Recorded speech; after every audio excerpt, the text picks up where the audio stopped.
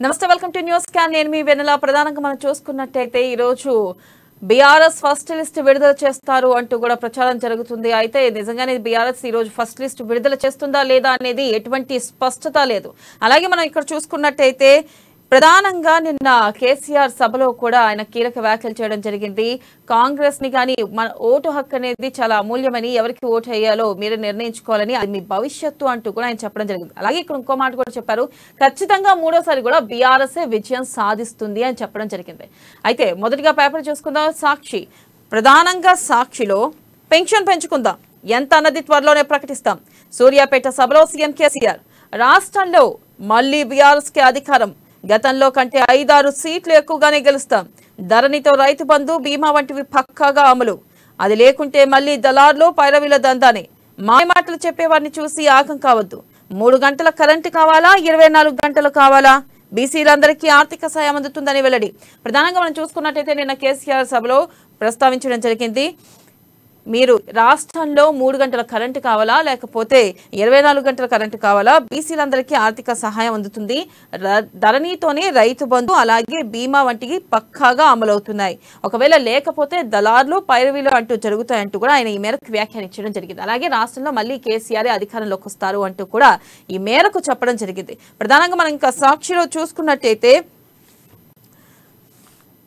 వారికి ఇవ్వద్దు మా నేతలకు ఇవ్వండి బీఆర్ఎస్ లో ముదురుతున్న టికెట్ల లొల్లి సిట్టింగ్ ఎమ్మెల్యేకు మళ్లీ టికెట్ ఇవ్వవద్దు అంటూ కొందరు ఈసారి తమ వారికి ఇవ్వాలంటూ ఇంకొందరు ఆందోళనలు నియోజకవర్గాల్లో అనుచరులు ర్యాలీలు నిరసనలు ప్రధానంగా మనం చూసుకున్నట్టయితే అధికార బీఆర్ఎస్ పార్టీలో మనం చూస్తున్నాం గత కొంతకాలంగా వివిధ నియోజకవర్గాల్లో కూడా ఒకటే మాట ఈ ఎమ్మెల్యేకి టికెట్ ఇవ్వద్దు మాకివ్వండి ఒకవేళ ఇస్తే మేము ఓడిస్తామంటూ కూడా బీఆర్ఎస్ లో నేతలే చెప్తున్నారు అది బహిరంగంగా చెప్తున్నారు ఇక్కడ చూస్తున్నట్లయితే ఇదే టికెట్ల లొల్లి ఇంకా కొనసాగుతూనే ఉంది ఒకవేళ ఫస్ట్ లిస్ట్ విడుదలయ్యే వరకు ప్రధానంగా ఇదే విషయం కొనసాగే అవకాశం ఉంది అలాగే మనం నెక్స్ట్ చూసుకున్నట్టయితే ఆచితూచి అత్యున్నత హోదా ఎన్నికల వేళ సిడబ్ల్యూసీలో 2 తెలంగాణ నేతలకు చోటు దామోదరకు శాశ్వత ఆహ్వానితుడిగా స్థానం వెనుక దళిత వర్గాలను ఆకట్టుకునే వ్యూహం ఢిల్లీ కేంద్రంగా ఏఐసీసీ వ్యవహారాలు చూస్తున్న వంశీకి తగిన గుర్తింపు తెలంగాణ నేతలను ఆహ్వానితులుగా మాత్రమే పరిమితం చేయడంపై పార్టీలో చర్చ ప్రధానంగా చూసుకున్నట్టయితే ఇటు ఏపీ నుంచి కూడా సముచిత స్థానం లభించింది సిడబ్ల్యూసీలో కానీ ఎందుకు తెలంగాణ నుంచి ఏ అధికారిని కూడా శాశ్వతంగా తీసుకోలేదు అలాగే వాళ్ళకి సముచిత స్థానం కల్పించలేదు అనేది ఒక ప్రశ్న అయితే నెలకొంది ఎందుకు తెలంగాణ కాంగ్రెస్ లో మనం ఇక్కడ చూస్తున్న ఏపీలో కాంగ్రెస్ పరిస్థితి దారుణంగా ఉంది పూర్తిగా చతికిల పడింది ఈ నేపథ్యంలో ఏపీ నుంచి కూడా స్థానం కల్పించారు కానీ తెలంగాణ నుంచి ఎందుకు కల్పించలేదు అనే ప్రశ్న ఇటు జనాల్లోనూ అటు తెలంగాణ కాంగ్రెస్ లోనూ నెలకొంది అలాగే మనం నెక్స్ట్ చూసుకున్నట్టయితే KCR the real estate company రాష్ట్రంలో భూములకు రక్షణ లేదు అంటూ కిషన్ రెడ్డి వ్యాఖ్య ప్రభుత్వ భూములకు వ్యాపారులకు కట్టబెడుతుంది ధరణి పేరుతో గ్రామాల్లో ప్రజల భూములు లాక్కుంటున్నారు నిర్మల్లో రైతుల కష్టం జరగకుండా అడ్డుకున్నందుకు బీజేపీ కార్యకర్తలపై పోలీస్ దౌర్జన్యం అంటూ మండిపాటు ప్రధానంగా చూసుకున్నట్టయితే కేసీఆర్ సర్కార్ది రియల్ ఎస్టేట్ కంపెనీ అంటూ కూడా ఇక్కడ కిషన్ రెడ్డి వ్యాఖ్యానించడం జరిగింది ప్రధానంగా మనం ఇక్కడ చూసుకోవచ్చు ప్రభుత్వ భూములను వ్యాపారులకు కట్టబెడుతున్నారు ధరణి పేరుతో గ్రామాల్లో ప్రజల భూమి లాక్కుంటున్నారు అంటూ కూడా ఇక్కడ కిషన్ రెడ్డి ఘాటు వ్యాఖ్యలు చేయడం జరిగింది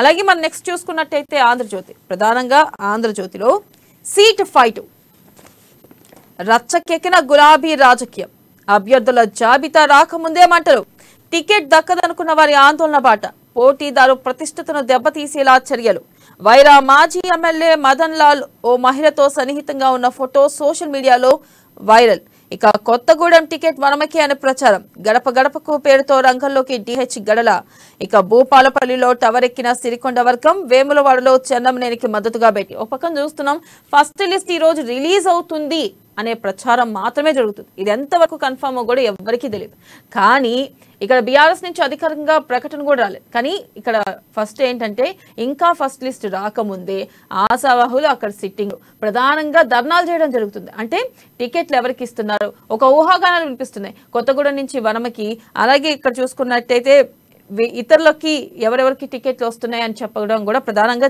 జరిగింది అంటే ఊహాగానాలు వినిపిస్తున్నాయి ఊహాగానాల నేపథ్యంలోనే ఇక్కడ అభ్యర్థులు ఇక జాబితా రాకముందే ఒక పక్కన ఆందోళనలు నిరసనలు తెలుపుతున్నారు ఒకవేళ జాబితా వస్తే ఇంకెంత ఉంటుంది రాష్ట్రంలో పరిస్థితి ఎలా ఉంటుంది ఆ సవాహులే కానీ ఇటు సిట్టింగ్లే కానీ ఏ మేరకు వాళ్ళు వాళ్ళ ధర్నాలే కానీ లేకపోతే ఇతర పార్టీల వైపు చూడడం కానీ జరుగుతుంది చూడాలి ఇక నెక్స్ట్ మనం చూసుకున్నట్టయితే మాస్టర్ ప్లాన్ పై రగడ నిర్మల్లో ఏలేటి దీక్షకు పెరుగుతున్న మద్దతు మంత్రి ఇంద్రకరణ్ ఇంటి ముట్టడికి బీజేపీ యత్నం అడ్డుకున్న పోలీసులు నిర్మల్ వస్తున్న డీకేఆర్ అరెస్ట్ ఏలేటి దీక్ష భగ్నానికి పోలీసుల విఫలయత్నం అయితే మాస్టర్ ప్లాన్ పై రగడ జరుగుతుంది ఈ నేపథ్యంలో నిర్మల్లో ఏలేటి దీక్షకు క్రమంగా మద్దతు పెరుగుతూనే ఉంది అలాగే చూసుకున్నట్టయితే మంత్రి ఇంద్రకరణ్ ఇంటి ముట్టడికి బీజేపీ ప్రయత్నం చేసుకుంది అయితే ఈ నేపథ్యంలో పోలీసులు అడ్డుకున్నారు అటు నిర్మల్ వస్తున్న డీకే అరుణ్ కూడా అరెస్ట్ చేశారు అయితే ఆ డీకే అరుణ్ని రిలీజ్ చేయాలంటూ కూడా నిన్న రాస్తా రోకో ఆందోళన కూడా చేశారు అలాగే నెక్స్ట్ మనం చూసుకున్నట్టయితే 39 మందితో సిడబ్ల్యూసి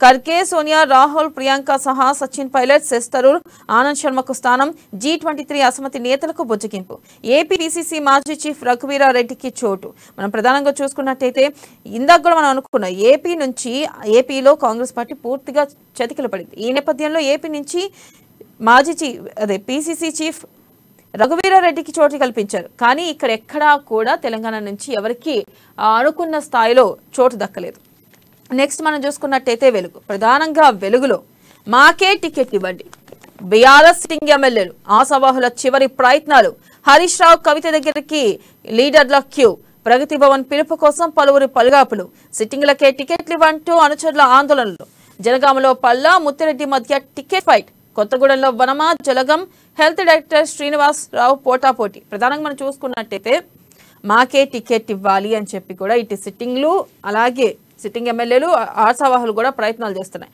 మనం చూసుకున్నట్టయితే ఇటు కవితని హరీష్ రావుని కూడా కలవడం జరుగుతుంది ప్రధానంగా చూసుకున్నట్టయితే ఇటు కొత్తగూడెం నుంచి వనంకి టికెట్ కన్ఫర్మ్ అయిపోయింది అంటున్నారు అని ప్రచారం జరుగుతుంది ఈ నేపథ్యంలో ఇటు జలగం అలాగే హెల్త్ డైరెక్టర్ శ్రీనివాసరావు కూడా దీనిపై పోటాపోటీగా పోటీ జరుగుతుంది అయితే ఎవరికి ఇంకా టికెట్ వస్తుందనేది అధిష్టానం నుంచి ఎటువంటి ప్రకటన లేదు కేవలం ఇటు చూసుకున్నట్టయితే ప్రచారం మాత్రమే జరుగుతుంది మరి ఈ ప్రచారంలో కూడా ఈ పక్కన ఆందోళనలు ధర్నాలు కూడా చేస్తున్నారు మరి లిస్ట్ వచ్చిన తర్వాత పరిస్థితి ఎలా ఉంటుందో చూడాలి అలాగే పెన్షన్లు పెంచుతాం ఎంత పెంచేది త్వరలో ప్రకటిస్తాం కాంగ్రెస్ వస్తే మళ్ళీ ఆకలి చావులు ఆత్మహత్యలే ధరణితోనే రైతు బంధు రైతు బీమా వడ్ల పైసలు రైతుల ఖాతాల్లో జమ అవుతున్నాయి విఆర్ఏ నుంచి మంత్రుల దాకా ఉన్న పెత్తనాన్ని ఒక్క వేడితో రద్దు చేస్తున్నామంటూ కూడా నేను ప్రకటన జరిగింది ఏదైతే నిన్న సభలో ప్రధానంగా సూర్యాపేటల సభలో ప్రధానంగా చూసుకున్నట్టయితే ఈ మేరకు పెన్షన్లు పెంచుతాం అన్నారు అయితే పెన్షన్లు ఎంత మేరకు పెంచుతాం ఏంటి అనేది ఇంకా పూర్తి క్లారిటీ రాలేదు అయితే అది కూడా త్వరలోనే ప్రకటిస్తాం పెన్షన్ ఎంత పెంచుతాం మన కాంగ్రెస్ చెప్పింది మేము పెన్షన్ పెంచుతాం వస్తే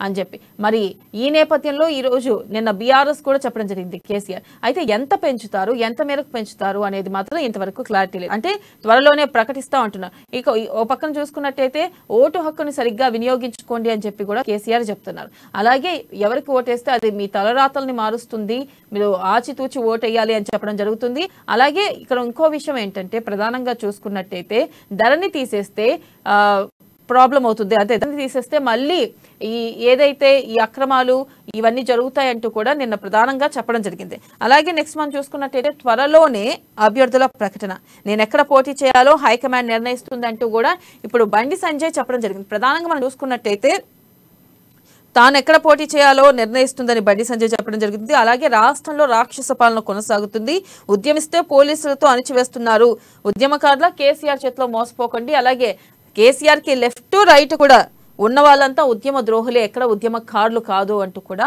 ఆయన బండి సంజయ్ ఘాటు వ్యాఖ్యలు చేయడం జరిగింది అలాగే మనం నెక్స్ట్ న్యూస్ చూసుకున్నట్టయితే సిడబ్ల్యూసీలో రాష్ట్ర నేతలకు చోటు దక్కలే ఒక్కరికి స్థానం కల్పించని కాంగ్రెస్ హైకమాండ్ కేవలం ఆహ్వానితులుగా ఇద్దరి నియామకం అయితే ఇక్కడ చూసుకున్నట్టయితే శాశ్వత నియామకం ఎవరికి ఇవ్వలేదు తెలంగాణలో ఇటు ఏపీ నుంచి మాత్రం ఆ నియామకం జరిగింది కానీ ఎందుకు తెలంగాణకి ఒక్కరికి కూడా ఛాన్స్ ఇవ్వలేదు అనేది ప్రధానంగా చర్చ నడుస్తుంది ఇటు ప్రజల్లో కూడా అదే సందేహం నెలకొంది ఎందుకు ఛాన్స్ ఇవ్వలేదు ఇటు ఏమీ లేని ఏపీలో చతికిల పని ఏపీలో ఇచ్చారు కానీ ఎందుకు తెలంగాణలో ఒక్క నేతకు కూడా ఛాన్స్ ఇవ్వలేదు అని చెప్పి కూడా ప్రధానంగా చర్చ అయితే నడుస్తుంది ఇక దీనిపై పూర్తి విశ్లేషణ మనకు అందించడానికి రాజకీయ విశ్లేషకులు కృష్ణమూర్తి ఉన్నారు వారితో మాట్లాడదాం కృష్ణమూర్తి చెప్పండి ప్రధానంగా మనం చూసుకున్నట్టయితే ఇటు కాంగ్రెస్ పరిస్థితి సిడబ్ల్యూసీలో ఎందుకు కాంగ్రెస్ కి చోటు దక్కలేదంటారు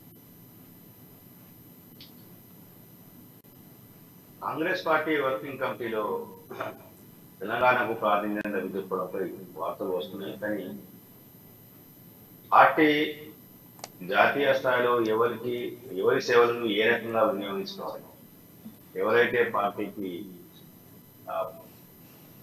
పూర్తి స్థాయిలో పనిచేస్తారు వారి ద్వారా పార్టీకి ఉపయోగంగా ఉంటుంది ఇదే సమయంలో రాష్ట్రాల ప్రాతిపదికన కూడా దృష్టిలో పెట్టుకున్నారు.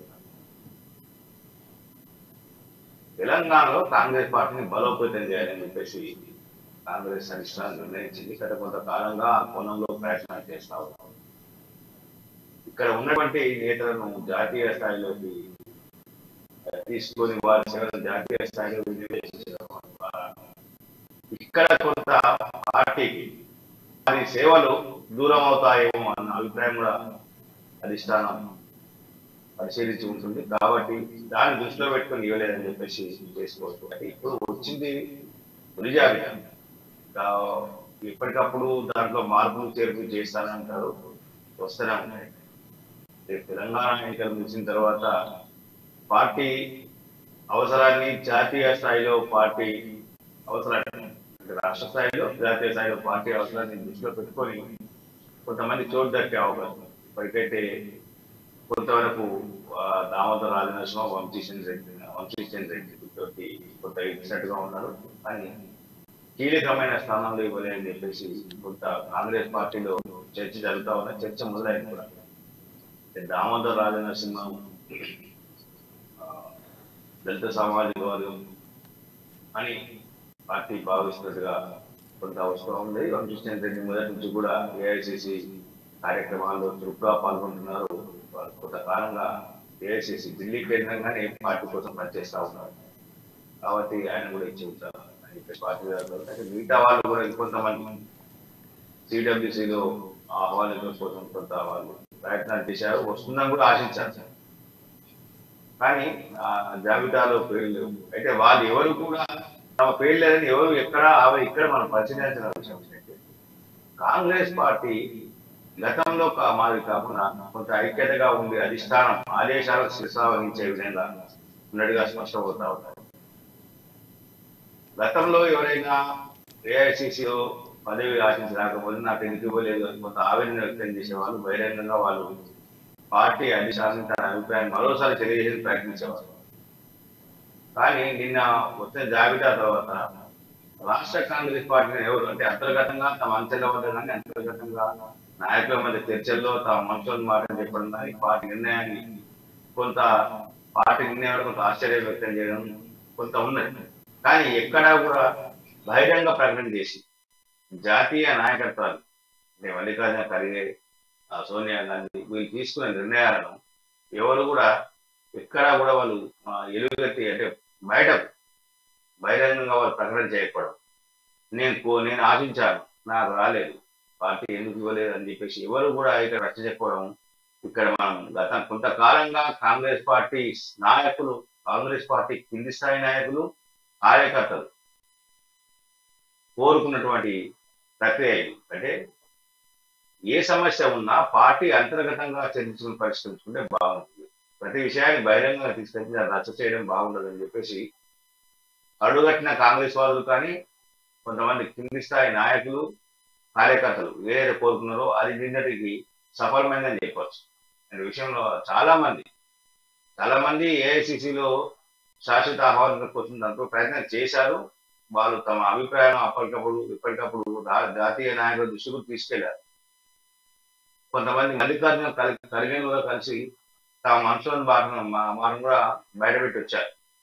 అయినప్పటికీ పార్టీ పరిశీలన తర్వాత కొంతమందికి మాత్రమే స్థానం ఇచ్చారు. మిగతా వాళ్ళు అంటే ఇంకా చాలా ఉంటాయి. ఏఐసిసి జనరల్ సెక్రటరీలు, స్పోక్స్ పర్సన్లు, సెక్రటరీలు, వైస్ ప్రెసిడెంట్స్ చాలా ఉన్నాయి. ఆ పోస్టుల వాళ్ళను భర్తీ చేసే అవకాశం ఆయన కొంత ప్రచారం జరుగుతూ ఉన్నాయి. మొత్తంగా చూస్తే కాంగ్రెస్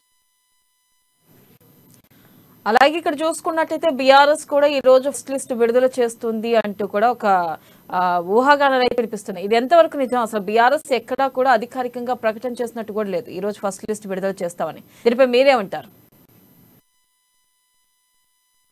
ఏది కూడా అధికారికంగా అంటే ముందుగా కొన్ని అంశాలను అధికారికంగా ప్రకటించారు. లీగులు ఇచ్చేసి దాని మీద విస్తృత చర్చకు దారితీస్తారు. మనం గమనించవచ్చు.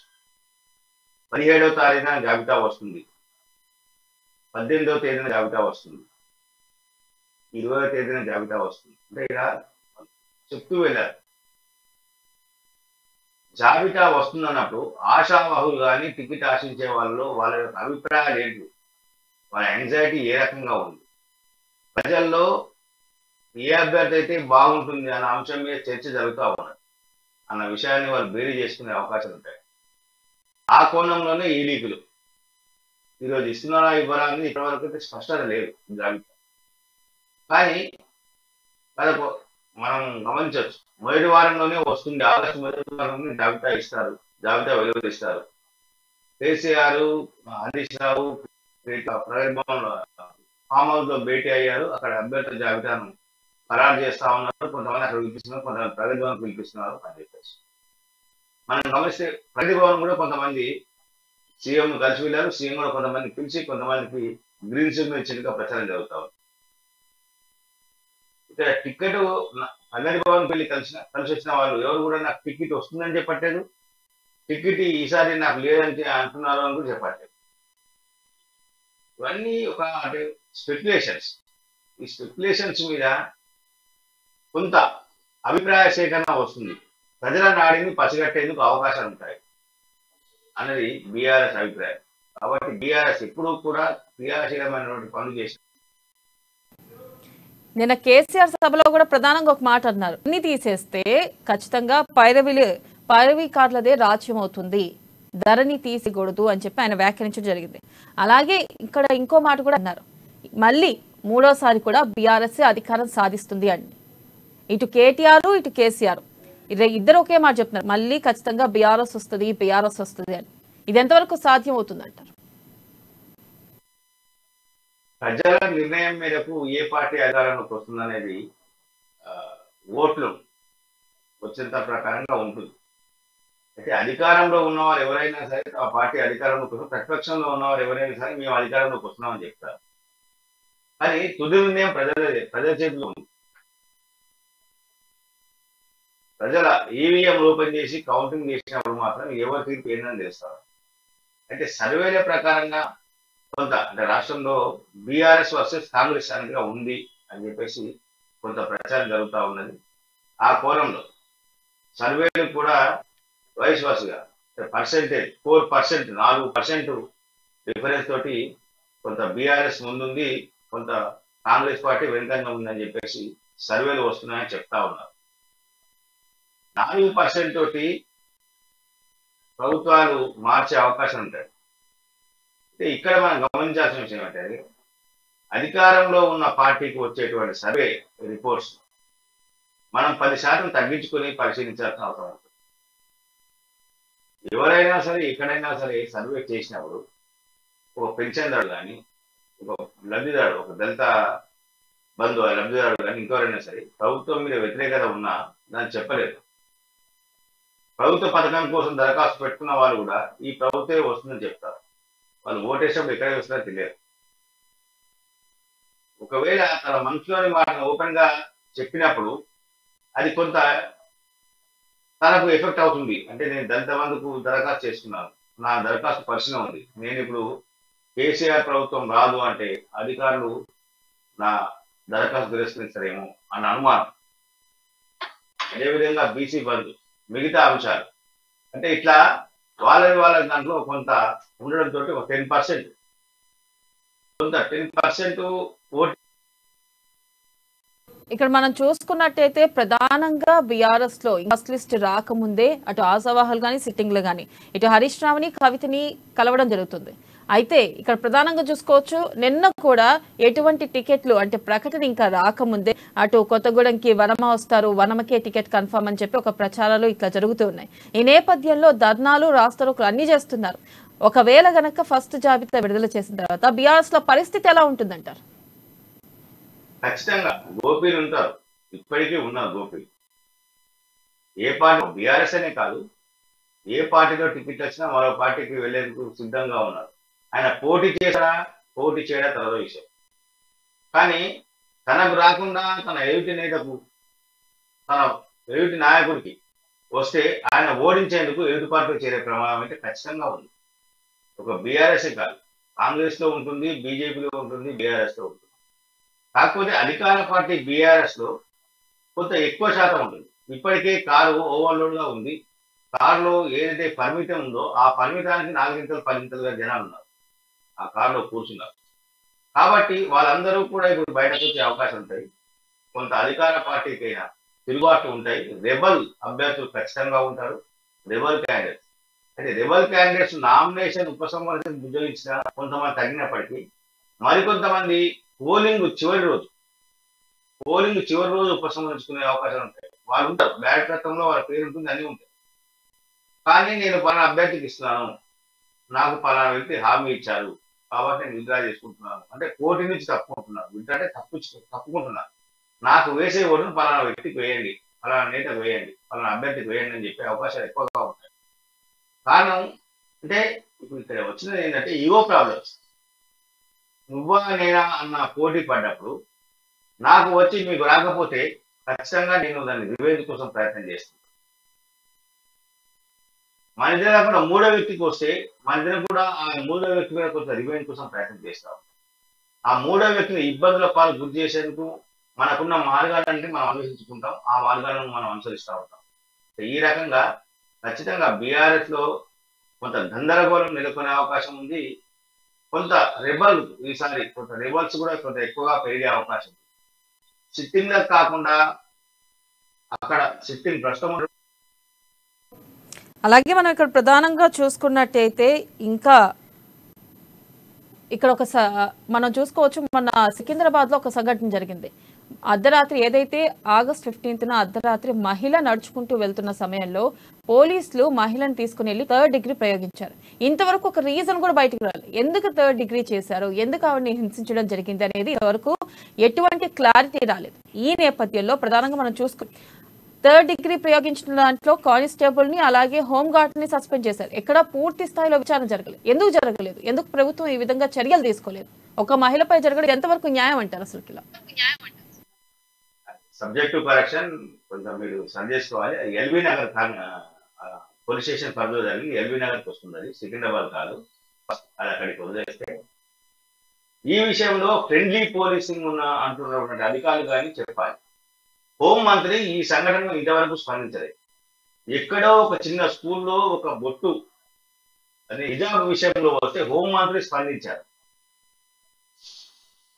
హిజాబ్ సంఘటన జరిగితే హోంమంత్రి స్పందించారు. ఒక దళిత మహిళ మీద 3rd డిగ్రీ ప్రయోగించి రాత్రంతా పోలీస్ స్టేషన్ లో ఉంచి చిత్రహింసలకు గురి చేస్తే హోంమంత్రి స్పందించారు. ట్విట్టర్ మంత్రిగా ఉన్నటువంటి కేటీఆర్ స్పందించారు. ఇక్కడ మణిపూర్ లో ఘటన జరగగానే కేటీఆర్ స్పందించి ట్వీట్ చేస్తారు, కానీ ఈ విషయంలో స్పందించారు.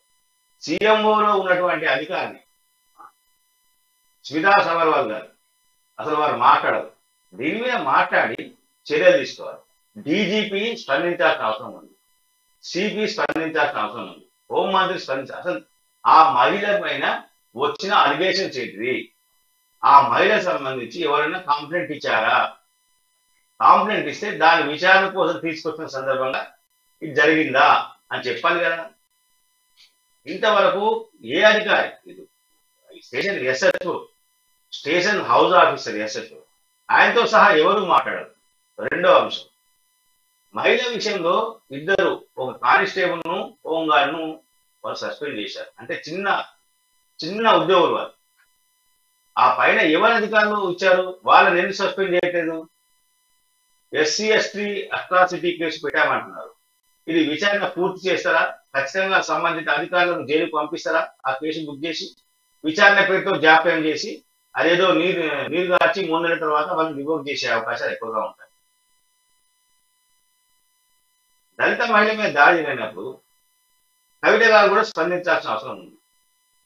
లిక్కర్ కేసులో కవిత చేసిన తెలంగాణ మహిళల మీద కేంద్ర ప్రభుత్వం దాడి చేసినందుకు ఢిల్లీ స్థాయిలో అల్లరి చేసినటువంటి టీఆర్ఎస్ ఎమ్మెల్సీ ఈ రోజు ఎందుకు మాట్లాడట్లేదు ఈ విషయంలో? అంటే తెలంగాణలో దళిత మహిళ మీద ఈ రాష్ట్ర ప్రభుత్వం దాడి చేసేది కాదా? తనకొక న్యాయం, అందుకొక న్యాయం. పోలీస్ శాఖ కూడా అధికార పార్టీకి ఒక న్యాయం, విపక్షాలకు ఒక న్యాయం. ఇదే విషయంలో అంటే స్థానికంగా ఉన్నటువంటి ఎమ్మెల్యే ఎమ్మెల్యే పోలీసులు ఆదేశించుంటే ఇప్పటికే ఆ మహిళకు సంబంధించి మొత్తం విషయాలు చెప్పేవారు. అంటే అధికార పార్టీకి ఎమ్మెల్యేలు ఫోన్ చేసి కేసులు నమోదు చేయొద్దా వద్దా, మీ మీదే కంప్లైంట్లు వస్తున్నాయి, చేయాలా వద్దా అని అడిగిన పోలీసులు ఈ విషయంలో పూర్తి స్థాయిలో నిర్లక్ష్యం వహిస్తూ కావాలని ఈ కేసు నీరుగార్చే ప్రయత్నం చేస్తా ఉన్నారు. ఇప్పటికీ విపక్ష నేతలందరూ కూడా మహిళలను పరామర్శించారు, కొంతమంది ఆర్థిక సహాయం కూడా అందించారు. అయితే ఇక్కడ వచ్చేటువంటి విషయం, దళిత మహిళని ఎందుకు తీసుకొచ్చారు పోలీస్ స్టేషన్ కు? నిబంధన మానవ హక్కుల ఉల్లంఘన కాదు. పోలీస్ మాన్యువల్లో ఒక మహిళను నేరస్తులైనప్పటికీ నేరస్తులుగా గుర్తించినప్పటికీ మహిళను సాయంత్రం 6 తర్వాత పోలీస్ స్టేషన్ లో ఉంచకూడదు. పోలీస్ మాన్యువల్స్ నిబంధనలు. ఫ్రెండ్లీ పోలీసింగ్ అన్నప్పుడు ఇవన్నీ రూల్స్ రెగ్యులేషన్స్ నిబంధనలు పాటించినప్పుడు మాత్రమే ఫ్రెండ్లీ పోలీసింగ్ అవుతుంది. కానీ నీకొక న్యాయం నాకొక న్యాయం అన్నది చేసే మాత్రం ఫ్రెండ్లీ పోలీసింగ్ కాదు. ఇది అగ్లీ పోలీస్ గా మారే ప్రమాదం అయితే ఉంది. అగ్లీ పోలీస్ అనే అభిప్రాయం ఇప్పటికీ తెలంగాణలో పోలీసుల పట్ల ఏర్పడింది. రాష్ట్రంలో ఫ్రెండ్లీ పోలీస్ కాదు, అగ్లీ పోలీస్ అనే అభిప్రాయం వస్తా ఉన్నది. దీన్ని రూపుమాపుకునేందుకు పోలీస్ శాఖ, డీజీపీ, హోంమంత్రితో సహా, ముఖ్యమంత్రితో సహా అందరూ ఈ కోణంలో కొంత ప్రయత్నం చేయాల్సి, కొంత చర్యలు తీసుకోవాల్సిన అవసరం ఉంది. Right, thank you Krishnamurthy. మనం చూస్తున్నాం ఇటు తెలంగాణలో ఎన్నికల హడావిడి అయితే కొనసాగుతుంది. ఈ రోజు బీఆర్ఎస్ ఫస్ట్ లిస్ట్ విడుదల అంటూ కూడా పక్కన ప్రచారం జరుగుతుంది. ఇది ఎంత మేరకు ఫస్ట్ లిస్ట్ విడుదల అవుతుంది? ఈ రోజు మరి బీఆర్ఎస్ ఎటువంటి కన్ఫర్మేషన్ కూడా ఇవ్వలేదు. ఈ నేపథ్యంలో ఒకవేళ ఫస్ట్ లిస్ట్ విడుదల అయితే ఈ రోజు పరిస్థితి ఎలా ఉంటుంది అంటే ఎవరెవరికి టికెట్లు వస్తాయి, వచ్చిన రాని వాళ్ళు ఏ మేరకు ధర్నాలు చేస్తారు, అలాగే పక్క పార్టీల వైపు, ఇతర పార్టీల వైపు ఏ లీడర్లు వెళ్తున్నారనేది కూడా ఆసక్తి నెలకొంది. ఇది వాటి news can. Keep watching Ama news. నిజం కోసం, జనం కోసం.